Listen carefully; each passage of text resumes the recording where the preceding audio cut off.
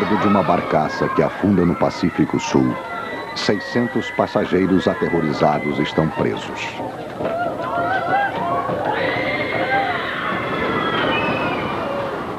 É a Páscoa de 1968. A embarcação foi apanhada pela pior tempestade da história do país. Uma tempestade que surgiu de repente, sem qualquer aviso.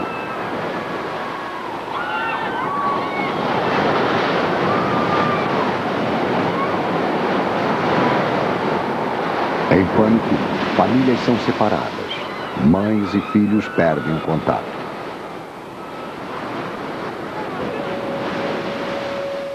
Dezenas morrerão em plena luz do dia, a poucos metros da segurança, no porto da capital de seu país. Vítimas de um destino cruel e personagens de uma crônica de erros trágicos, ocorridos numa Páscoa fatal, na Nova Zelândia. Naufrágio, ancoradouro mortal. A barcaça chama-se Wahine. Na língua polinésia do Pacífico Sul, significa linda mulher. Sua missão não é tão romântica quanto seu nome. Um ritual diário, levar passageiros e seus automóveis de uma metade à outra, entre as duas metades de uma ilha-nação. O serviço de barcaças é o elo entre as ilhas sul e norte da Nova Zelândia.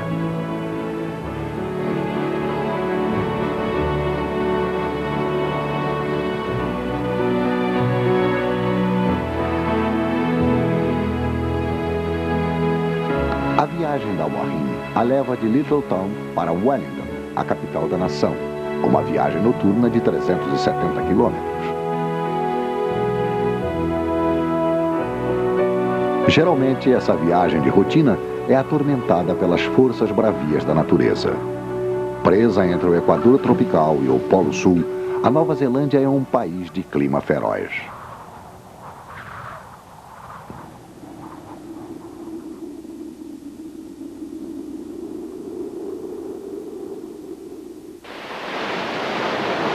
Em 9 de abril de 1968, as ilhas ao norte da Wahine estão sendo castigadas por uma tempestade tropical.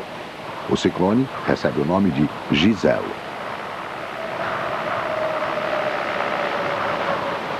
Os meteorologistas da Nova Zelândia acham que Giselle é uma ameaça distante. Eles esperam que o ciclone perca parte de sua força antes de chegar ao país.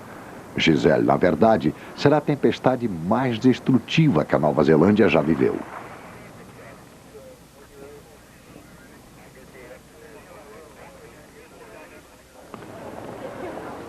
A barcaça está transportando 610 passageiros e 123 tripulantes.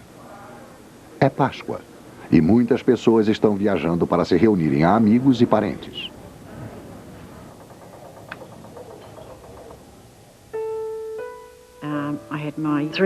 Eu estava com minha filha Ana, de 3 anos e meio, meu filho de 6 anos, David, e meu filho mais novo, Gordon. Como havia os feriados, a família foi fazer a viagem. Passamos um dia e 2 noites e estávamos voltando para casa.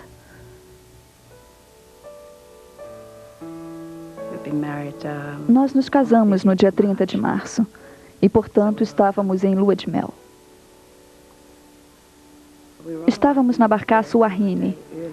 Era um dia antes do que pretendíamos viajar. Soubemos da tempestade que estava para vir e resolvemos viajar antes. Então mudamos nossas passagens.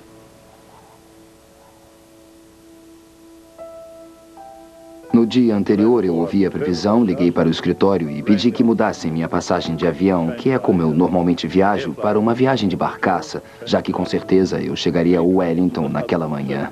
Mas na véspera a previsão do tempo foi assustadora. No comando da Wahine está o comandante Hector Gordon Robertson, um veterano com 40 anos de experiência que já fez essa rota centenas de vezes.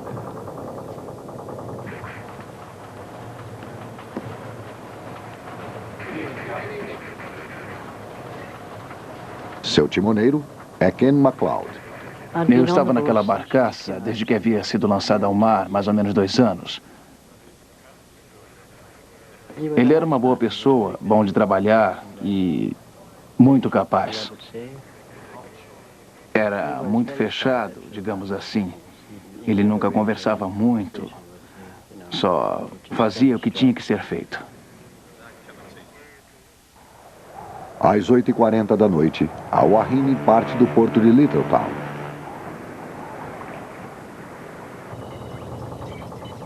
O radiooperador Robert Liver recebe a última previsão. O ciclone está na extremidade norte da Nova Zelândia, dirigindo-se para o sul na velocidade moderada de 20 nós.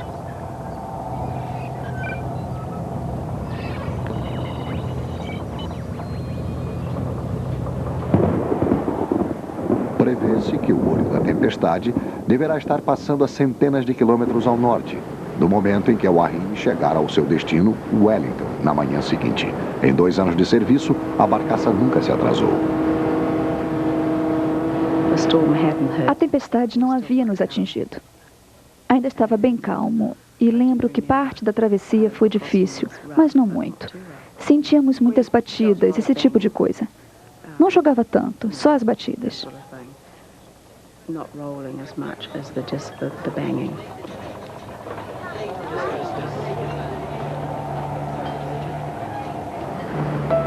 A Wahine é bem adaptada para o seu trabalho. É a maior e a mais moderna barcaça do mundo, com espaço para 200 carros em seu convés amplo e reto.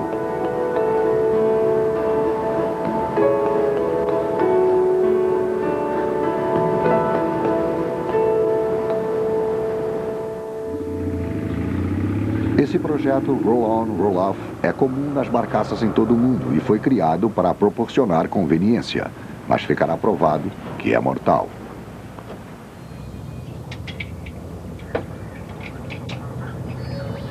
Pouco antes da meia-noite, Robert Liver deixa a sala de rádio.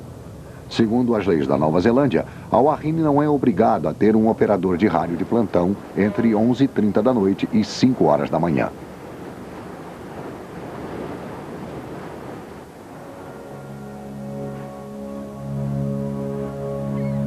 Em Wellington, o tempo está calmo. Um instante de tranquilidade que logo será destruído por uma ventania selvagem e feroz.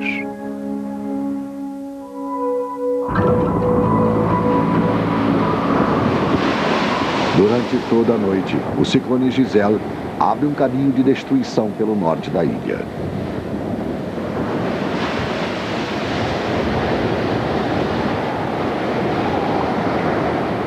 A bordo da Wahine, ninguém ouve o boletim meteorológico das 2 da manhã. A tempestade mudou de direção e agora está se dirigindo para sudeste. Ventos fortes são esperados no porto de Wellington.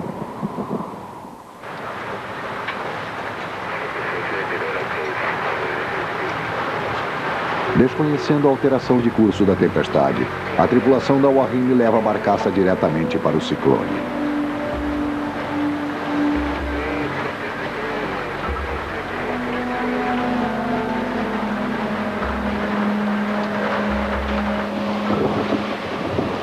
Agora, até o Serviço Nacional de Meteorologia perdeu a pista da tempestade. Existem apenas algumas poucas estações controle na Ilha Norte, pouco povoada. Em nenhuma há alguém acordado trabalhando. Giselle dobra sua força e se dirige para Wellington. Em rota de colisão com a adormecida e inocente Wahine.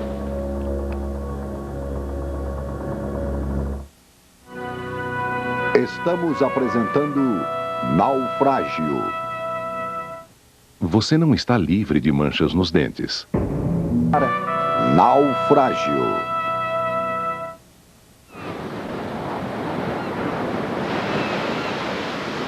O ponto de encontro do feroz ciclone Giselle com a barcaça Wahine é o Estreito de Cook, a passagem de 111 quilômetros que divide a Nova Zelândia. Guardando o estreito, as rochas recortadas do Recife Barrett. Aqui o canal de navegação tem apenas pouco mais de 900 metros de largura e no máximo 18 metros de profundidade.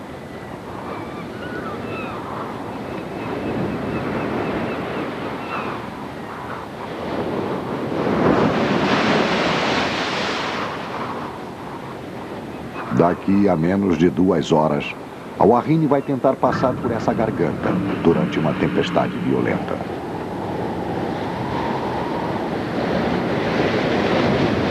A 37 quilômetros de distância, no Estreito de Cook, a Warrine está enfrentando fortes ventos e chuva pesada.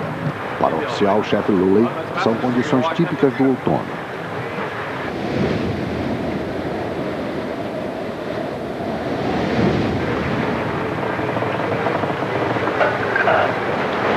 Lully chama a estação meteorológica sobre o monte junto ao porto de Wellington.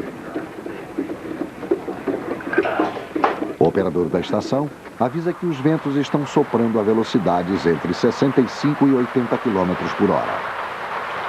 Nada que a Warrine não possa suportar.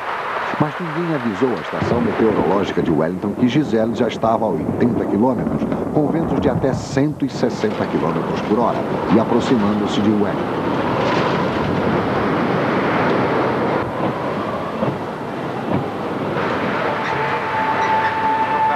"60 minutos antes da hora prevista para o Warrine chegar ao porto, o comandante Gordon Robertson chega ao passadiço. Os passageiros estão reunidos no salão, completamente alheios ao ciclone feroz que se encontra à frente. Para mim, tudo parecia relativamente calmo. Houve só umas balançadas fortes, aí pelas 5. Deve ter sido mais ou menos isso, 5 horas. Até então, eu não havia sentido qualquer problema na viagem. Tudo parecia estar razoavelmente calmo. Eu não percebi qualquer perturbação ou preocupação quanto a coisas que poderiam acontecer. Nada disso.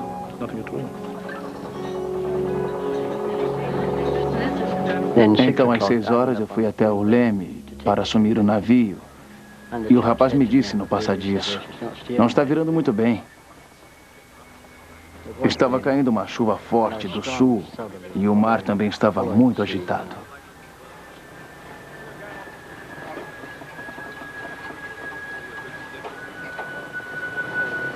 Ainda acreditando que poderia chegar com a Warrine dentro do horário, o comandante Robertson decide entrar no canal estreito e raso. É um ponto sem retorno.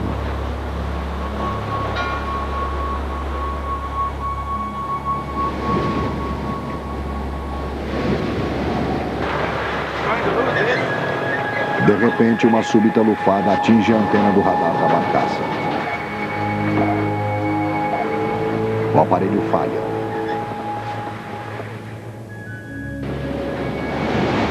A tempestade mais feroz da história da Nova Zelândia atinge a barca com toda a fúria. A Warrine balança como um brinquedo. O comandante levou um safanão e foi bater em cheio no radar. Todos foram jogados de um lado para o outro do passadiço, caindo. Ninguém conseguia ficar de pé. Eu podia me segurar no timão, era a única maneira de eu ficar de pé. Mantenha o curso! Estou tentando, senhor!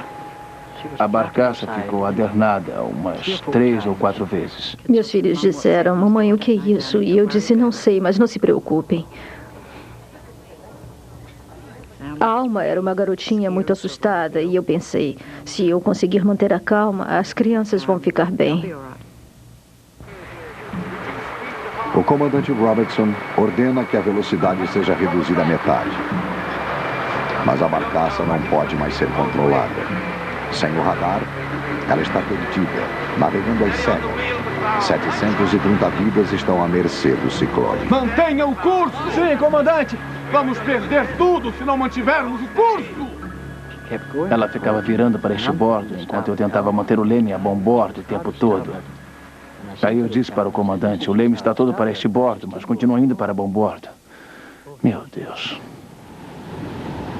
Durante 20 minutos aterradores, Robertson tenta navegar por instinto e memória.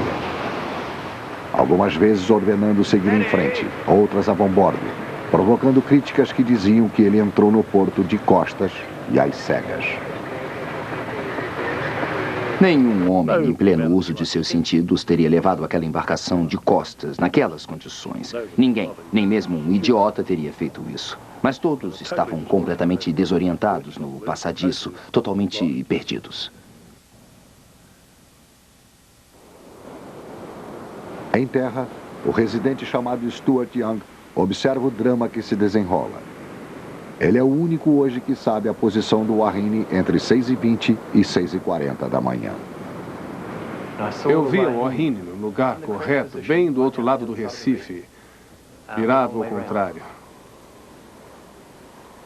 E uns 10 minutos mais tarde, de repente, vimos a Warren bem adiante de nós, a apenas uns 180 ou 300 metros da praia. Toda de frente para nós, inclinada pelo vento do sul e sendo levada de lado pelo canal, bem assim.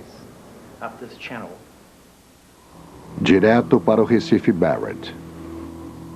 E então, na ala bombordo, o segundo oficial gritou: Comandante, cuidado com a popa! McLeod, tudo a bombordo! Sim, senhor! Toda velocidade! Toda velocidade, senhor! Mas era tarde demais.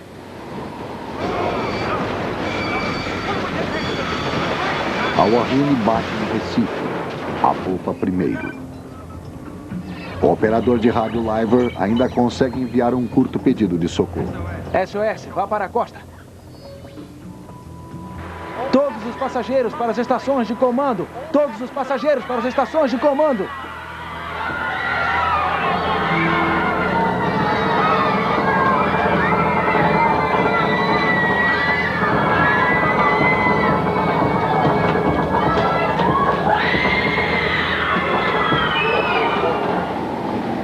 Um hélice estava destruído.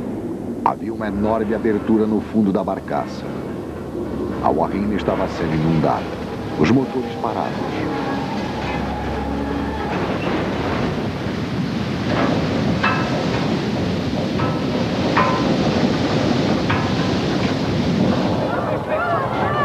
Todos os 600 passageiros foram direcionados para o salão a fim de aguardar novas instruções. Então, uma constatação aterradora. A Warren não tinha qualquer equipamento para salvar as crianças pequenas.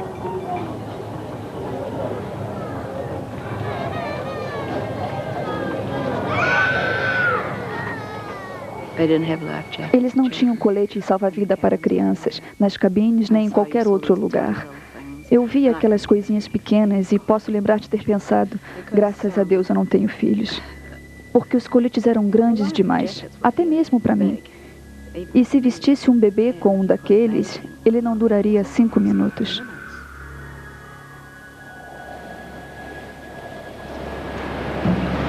A voraz tempestade levava a embarcação perigosamente para perto da costa rochosa do porto. Comandante, os motores pararam.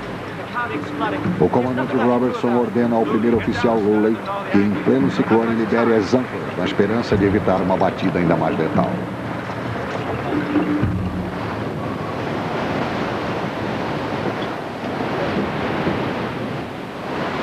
O oficial e o mestre foram direto cumprir a ordem. Como conseguiram, eu não sei, mas engatinharam até lá.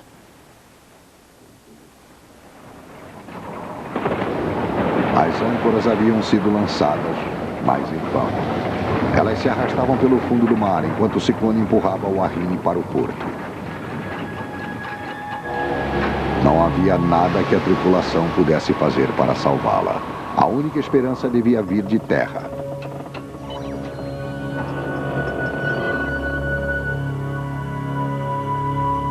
Um dos primeiros a serem chamados foi Doug Newey, comandante do barco-piloto Arahina. O Arahina era um dos barcos pilotos existentes no porto de Wellington e de extrema confiança, solidamente construído. Um barco muito bom. Então eu me levantei e eu me vesti e naquele momento já estava confirmada a existência de problemas. Eu não fiz qualquer pergunta e pulei no carro. Newey é acompanhado por outro barco-piloto, levando o mestre do ancoradouro Bill Galloway e o comandante John Brown.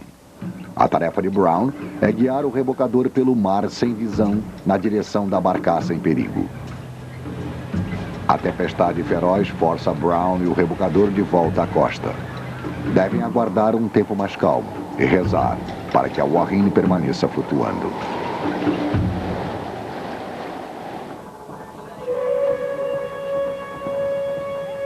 No salão, a maioria permanece calma. Mas com o decorrer da manhã, alguns passageiros começam a suspeitar que a Warren está com muito mais problemas do que foi explicado.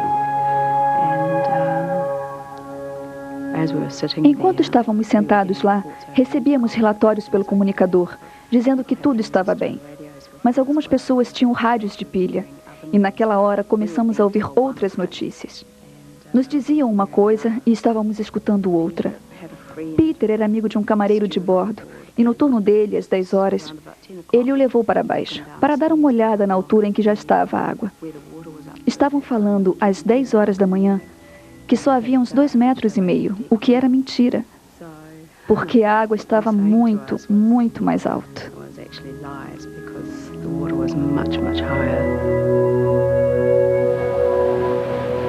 Então, o que se viu a seguir foi a água cobrindo os degraus do convés, a água da chuva que chegava até lá e começava a entrar no navio. Na costa, o ciclone Giselle faz sua primeira vítima. Uma garota de 7 anos morreu na cama quando uma chapa de ferro usada em telhado entrou pela janela do quarto de sua casa, num subúrbio ao norte de Wellington. A irmã de 9 anos ficou gravemente ferida. Estamos apresentando Naufrágio. Apresentar Naufrágio. Às 11 da manhã, o rebocador do porto finalmente chega até o Warrine. Sua meta é prender um cabo à barcaça e rebocá-la para a parte abrigada do ancoradouro. Vimos o cabo a bordo. E só de pensar no que iam fazer era para nós incrível.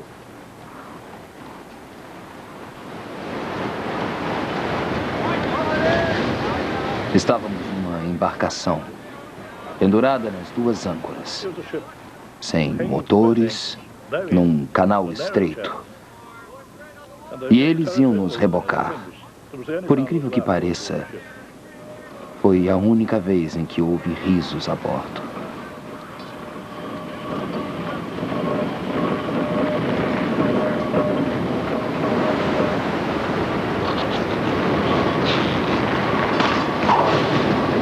A próxima onda chegou e cortou como se fosse uma cenoura.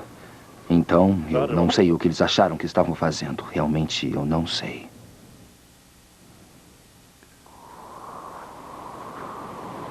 O rebocador havia falhado. O mestre do ancoradouro, Bill Galloway, decide que de algum modo deve subir a bordo da Warrine e contar ao comandante Robertson que a situação é bem mais séria do que ele poderia imaginar. Galloway disse, acho que tem mais água a bordo do que ele imagina. Você acha que podemos ficar lado a lado para eu subir a bordo? Algumas vezes 2 cabeças decidem melhor do que uma só. Eu acho que ele pensou que se pudesse subir a bordo e conversar com o comandante, e ele pulou para a escada e subiu a toda.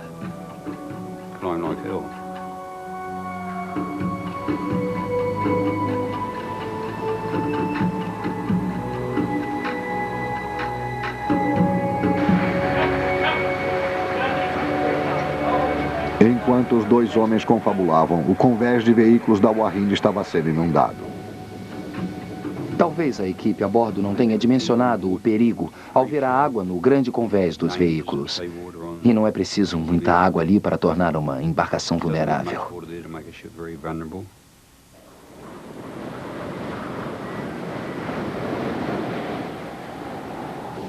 O peso da água faz a barcaça rodar de um lado para o outro sem parar. Carros, carga e água vão para um lado, deixando o navio perigosamente desequilibrado.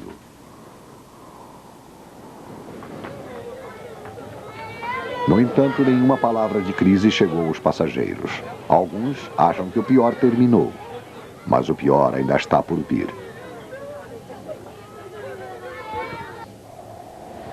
A Warrine está adernada. Tem uma inclinação de cerca de 30 graus que parece aumentar à medida que o tempo vai passando. A Warrine, na verdade, parece estar afundando. À 1h da tarde, a Warrine foi sacudida.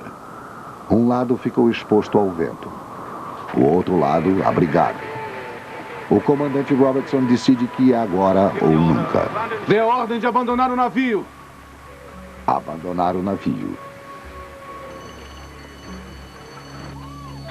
Nós vamos abandonar o navio. Todas as pessoas devem se dirigir para este bordo.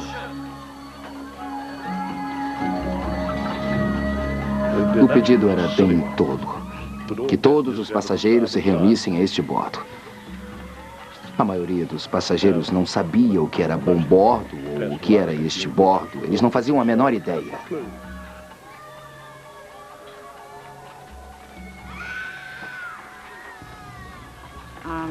Alma começou a escorregar para longe de mim. Aí uma das garotas a agarrou e a trouxe de volta. E havia uma porta perto de nós. Então fomos para o lado mais alto da barcaça e ficamos parados lá.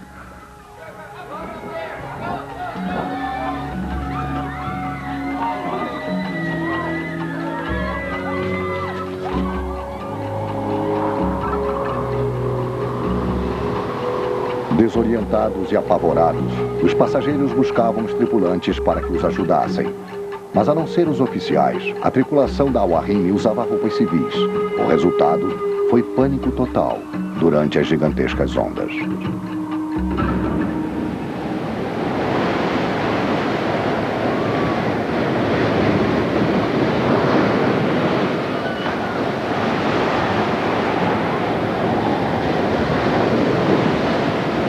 Metade dos botes salva-vidas balançava no ar inutilmente. Nos outros havia espaço apenas para metade do pessoal a bordo.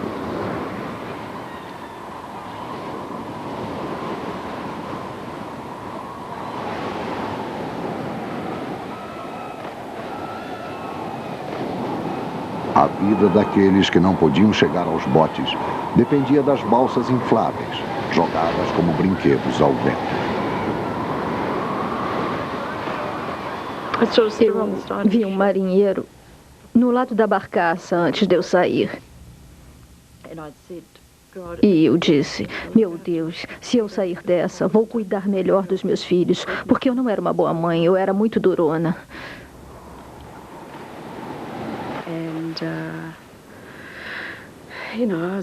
Eu estava bem consciente na hora de que havia muitas famílias a bordo com crianças pequenas. E agradeci a Deus por não estar nessa situação, porque devia ser horrível com crianças pequenas. Não havia coletes para elas.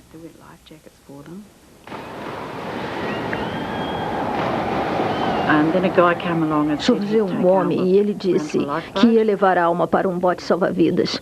Ela não queria ir. Eu dei uma palmada nela. Disse que ela era desobediente e que tinha que ir. Então, ela disse, você me ensinou que eu não devo sair com ninguém. E eu disse, vai deixar de ser teimosa, vai. E foi a última vez que eu a vi. Eu nem me despedi.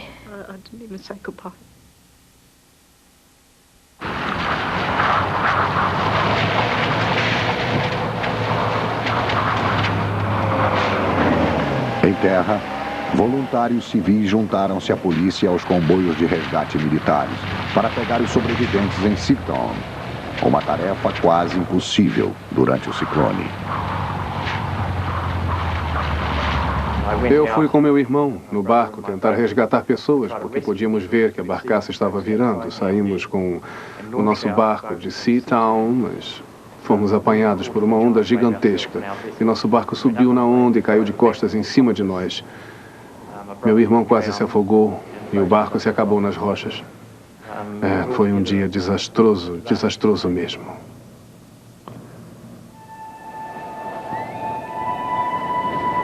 Sem os botes salva-vidas, só havia um jeito de escapar.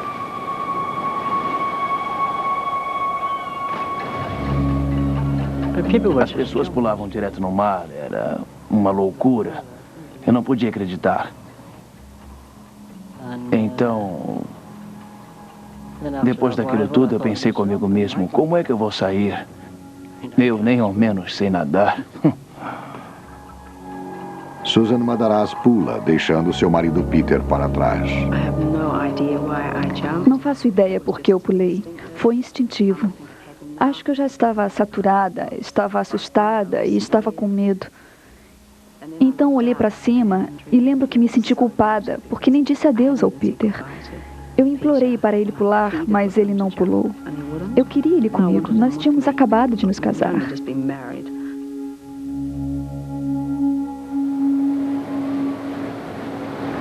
Um bote salva-vidas ou um barco trazendo pessoas está chegando das proximidades da Al-Wahine. Até agora não sabemos se houve alguma vítima fatal. Quando o bote estava descendo, virou e Alma bateu com a cabeça e caiu na água. Ela quase morre no minuto em que saiu da barcaça.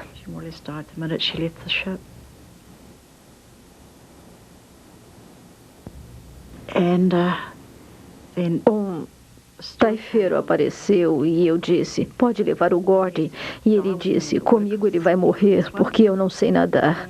Aí eu peguei e disse, eu não posso levá-lo porque estou grávida e não vou poder segurá-lo.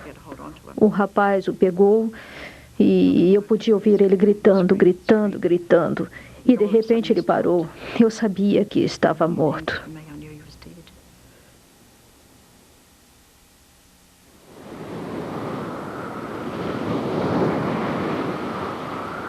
No lado oeste do porto de Wellington, fica o subúrbio de Seaton.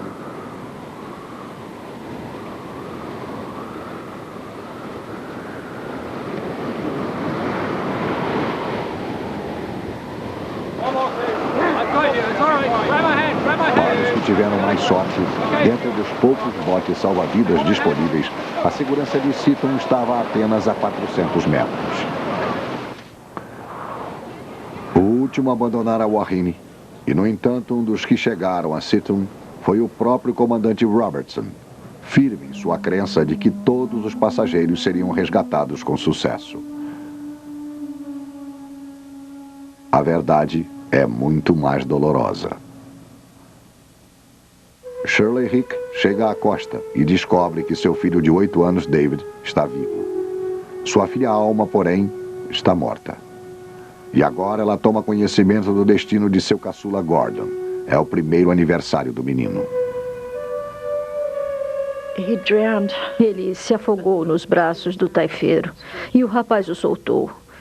Eles pegaram o corpo dele e levaram para a praia de Seaton. Começaram então a fazer ressuscitamento artificial.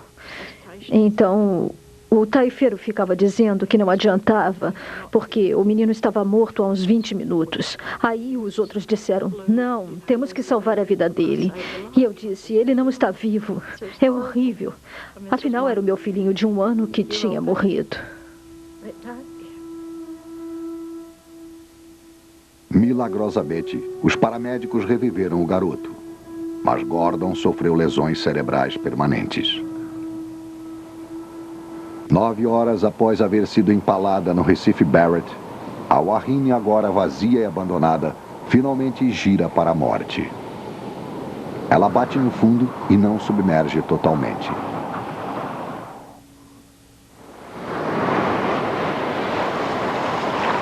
Mas o ciclone Gisele ainda tem guardado uma última surpresa fatal. Ele para. Uma calma estranha cai sobre Wellington. E então, a água que a tormenta havia empurrado pelo porto flui de volta, vorazmente arrastando 250 homens, mulheres e crianças para longe do pessoal de resgate em Seaton. Todos são varridos para o lado mais deserto do porto, além da comunidade de Eastbourne, uma extensão de 4.800 metros de rochas irregulares, fora do alcance do resgate.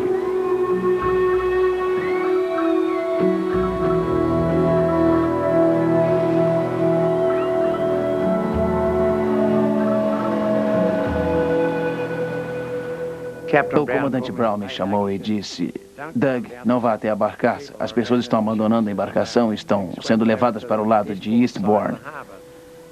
Então eu mudei o curso e fui na direção de Eastbourne. E o vento que havia parado, de repente fez bum, soprou. E em uns minutos ficou sem vento. Parou sem mais nem menos.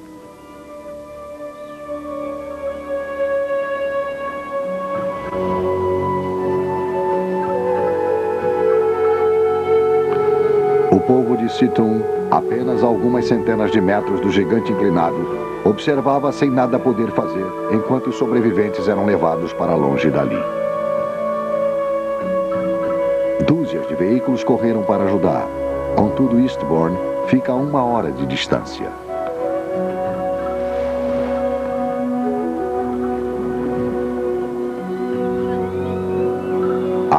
só os barcos de resgate podem salvar os náufragos. Mas há vítimas demais na água e não há tempo suficiente.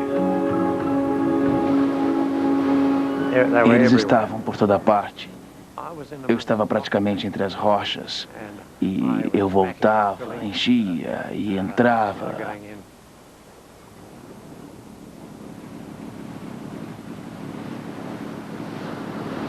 A gente ficava numa posição em que não se podia aproximar de uma pessoa o suficiente para pegá-la, porque a área era muito pequena. E eles olhavam a gente e nós podíamos ver eles olhando e pensando, por que não está me pegando? E você não podia dizer, não dá para pegar você, sabe, não tem como, porque simplesmente não havia espaço. Doug Newley é um dos heróis daquele dia. Salvou a vida de 40 pessoas. Eu tinha certeza de que ia morrer. Estava dizendo minhas preces. Estava mesmo. E fazer frio, muito frio. Posso me lembrar de ficar dando voltas e voltas dentro d'água. Havia bolhas por toda parte. E no momento seguinte, você subia.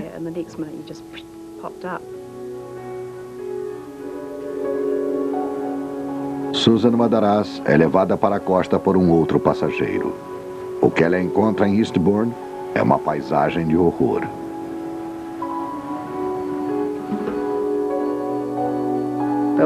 O pior eram os corpos inertes espalhados. Aquelas pessoas estavam morrendo de hipotermia, principalmente os mais velhos. Estavam quase nus. A roupa havia sido dilacerada. Não tinham roupa, ninguém dizia para eles se levantarem e andarem. Já era tarde demais.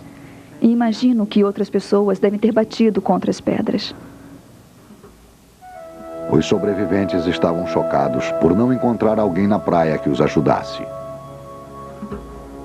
Era uma praia, no Ancoradouro, totalmente deserta, com todos aqueles cadáveres espalhados, como peixes mortos que chegam à praia, e mais ninguém lá. Eu não podia acreditar. Eu simplesmente ficava ainda mais aterrorizado enquanto os mortos aumentavam. 223 pessoas escalaram as rochas. Após 3 horas na água, estavam exaustas e entorpecidas. 43 morrem, não por afogamento, mas por exposição ao frio lancinante. John Fulton caminha 1.600 metros até a entrada de Eastbourne, apenas para descobrir por que não havia ninguém para ajudar. A resposta o deixa furioso. Havia um bloqueio policial. Eu encontrei 15 Land Rovers parados lá, aquele tipo de veículos de tração nas 4 rodas, e eu disse para eles, pelo amor de Deus, não pode mandá-los até a praia, há pessoas morrendo lá, está cheio de mortos e gente que precisa de ajuda. E o sargento grandão disse, não, é necessária a permissão da prefeitura de Eastbourne. Aí eu disse, o caminho está muito bom, eles não terão problema nenhum para chegar até lá. Então ele disse, eles não querem ir, e ele se recusou a sair do lugar.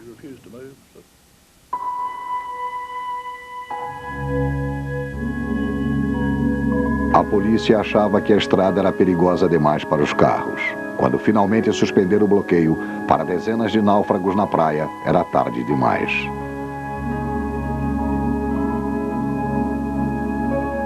Alguns tiveram mais sorte. Um casal de cerca de 70 anos pulou da Warrine de mãos dadas. Os dois chegaram à costa sem terem se soltado um só instante.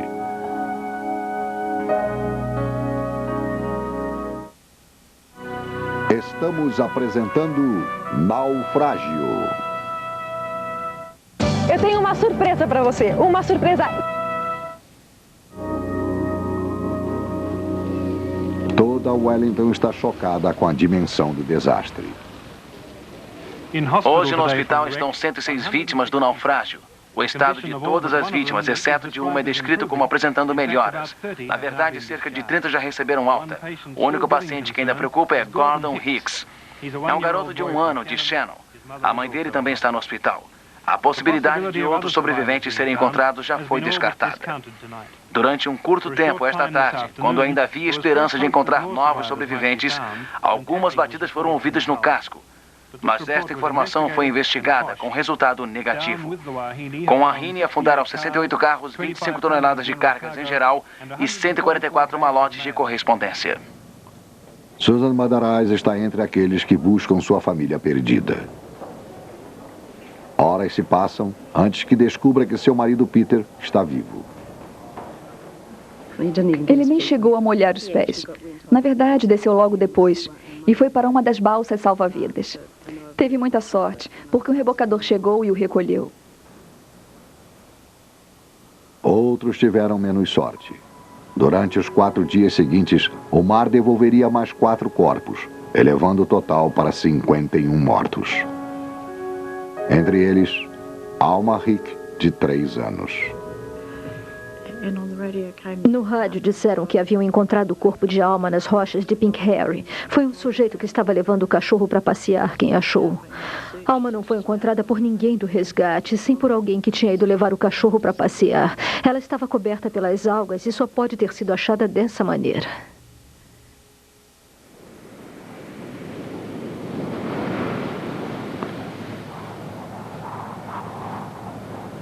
Quatro meses após o desastre com a Warrine, enquanto o casco vazio jaz na boca do porto de Wellington, tem início o inquérito judicial. O comandante Robertson é acusado.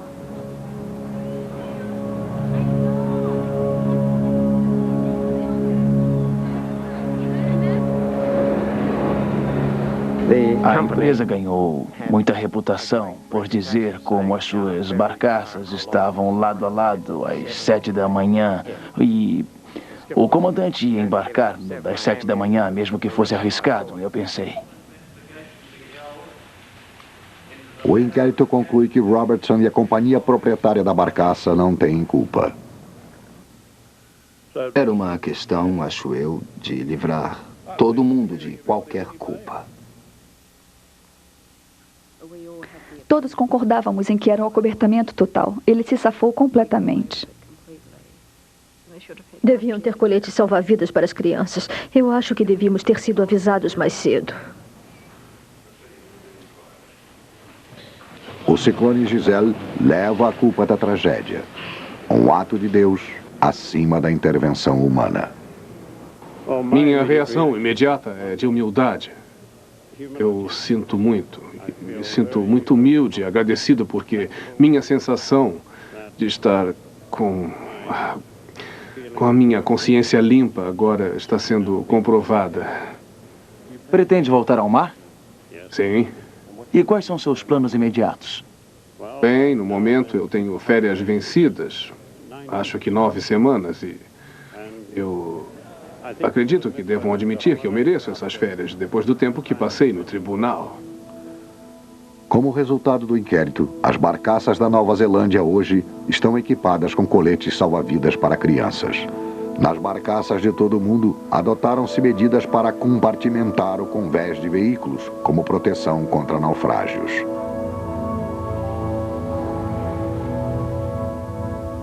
Eu imagino que, durante anos, os navios foram projetados, primeiro, para ganhar dinheiro e, segundo, para evitar pagar direitos. No início, a segurança ficava em terceiro lugar. Isso agora mudou. Eu fico feliz em dizer que todos os coletes da tripulação foram marcados desde aquele dia para que as pessoas no navio possam distinguir quem é tripulante e quem é passageiro, para não acontecer de novo como aconteceu aqui. Gordon Robertson nunca mais comandou um navio de passageiros. Morreu de câncer em 1973.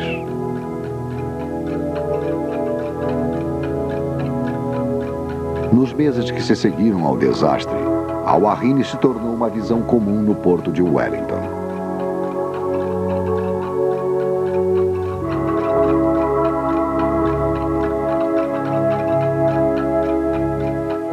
A carga da barcaça e os veículos que ela levava lentamente emergiram, enquanto as equipes de resgate tentavam desmontar a Warrine para trazê-la para a praia. Um ano mais tarde, porém, outro ciclone varreu o porto de Wellington.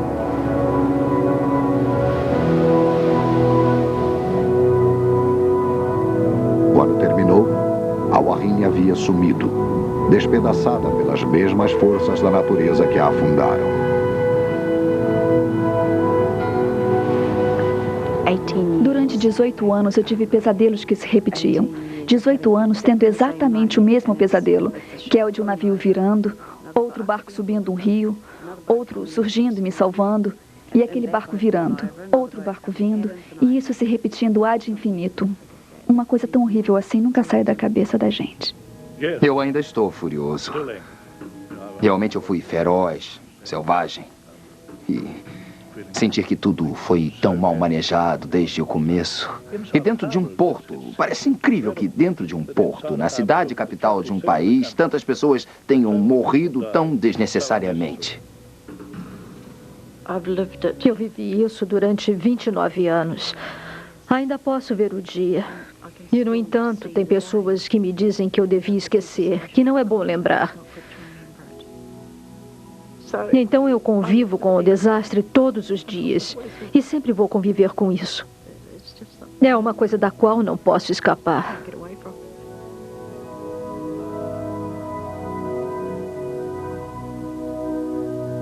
Gordon, o filho mais novo de Shirley, após 25 anos de doença e incapacidade mental, morre em 1992.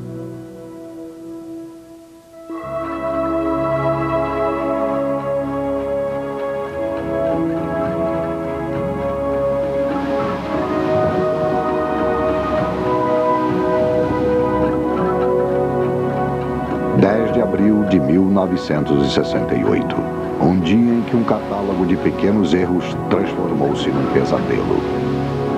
Um dia em que a pior tempestade da história da Nova Zelândia destruiu famílias, quando a barcaça na qual estavam ficou fatalmente presa numa conspiração entre o tempo e a natureza. Versão brasileira Audio News.